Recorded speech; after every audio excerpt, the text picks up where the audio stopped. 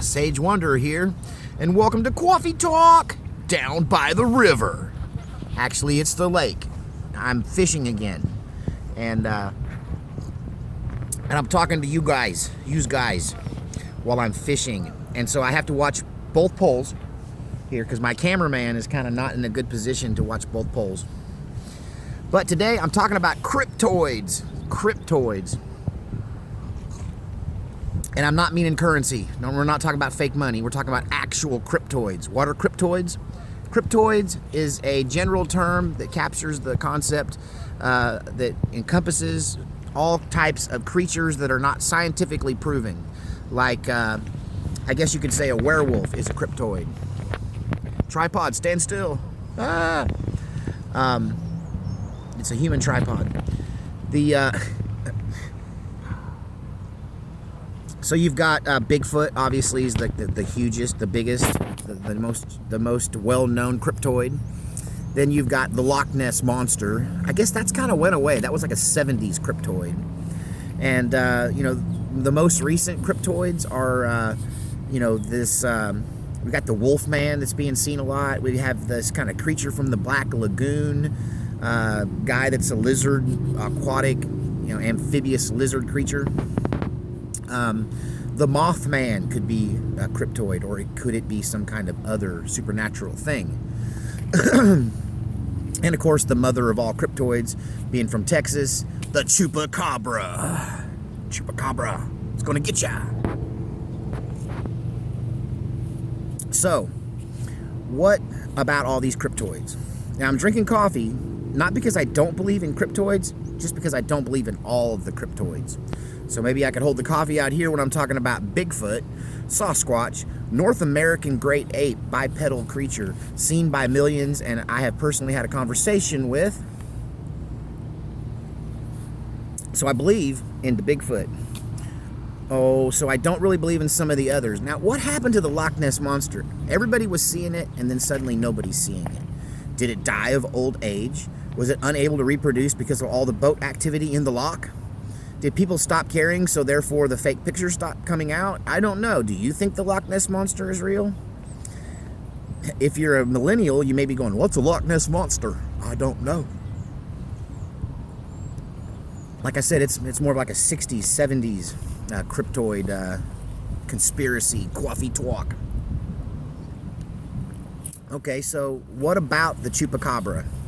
So really, you kind of got two Chupacabras in Chupacabra lore, as it were. You catch any fish? Not yet. Okay. If this suddenly changes to a fishing video and I'm yarding in a trout, you know what's up. Today, my featured coffee cup today, I received from Guitar Center for selling the most pro coverage policies. I do believe in pro coverage.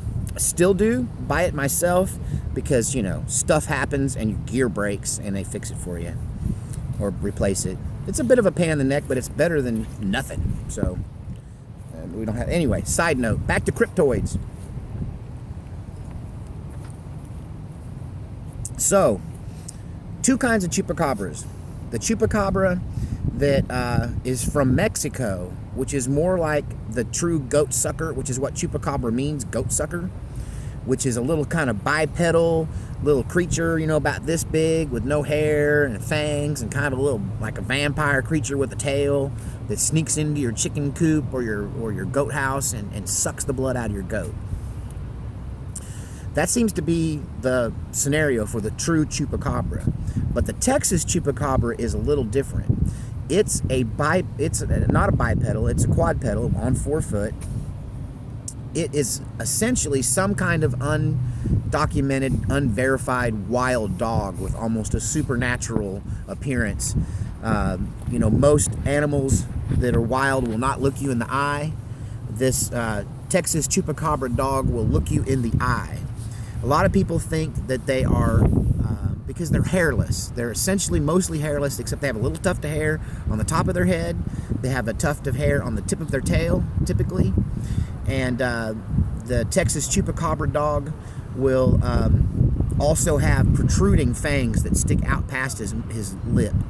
And and piercing eyes, sometimes reported as being yellow in appearance, and they'll just stare you right in the eye. Now, I got to take the coffee at a coffee talk as I tell you a true life story of when I encountered an animal such as this. Two accounts quickly. First one was my dad, the old Marine. He killed one in the chicken coop, shot it with a buckshot, and he took a picture of it and then hid the body because he did not think it was any kind of normal wild animal, and he was always afraid. Same reason as the Bigfoot story, why he didn't want anybody up there tromping around on his ranch looking for Bigfoot. He didn't want anybody out there tromping around on my land and some land that my sister owned that he lived on. It was out there together where he killed the animal in the chicken coop. He didn't want the county extension office or anybody coming out there nosing around. He didn't like the government coming around poking around. So he disposed of the body and only took photographs. So I was at work all day.